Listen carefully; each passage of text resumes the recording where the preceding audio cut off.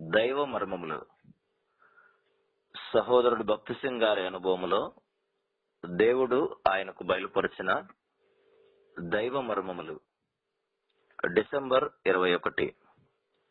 దేవుని ఆత్మ మీలో నివసించే నేడల మీరు ఆత్మ స్వభావం గలవారే గాని శరీర స్వభావం గలవారు కారు.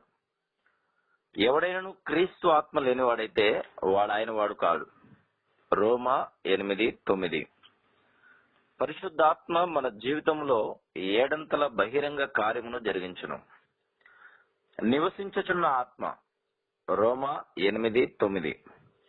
ఒక ఖాళీ కట్టడము నీకు సుఖమును కలిగించదు. దానిలో నివసించక మునుపు అవసరమైన సామగ్రి, వంట పాత్రలు మొదలగునవి సమకూర్చవలను.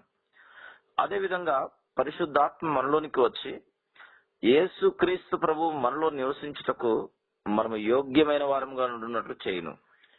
పరలోకపు రాజు మన హృదయములలో నివసించుటకు మన హృదయములను శరీరములను యోగ్యమైనవిగా ఉండున్నట్లు చేయటే పరిశుద్ధాత్మ పని.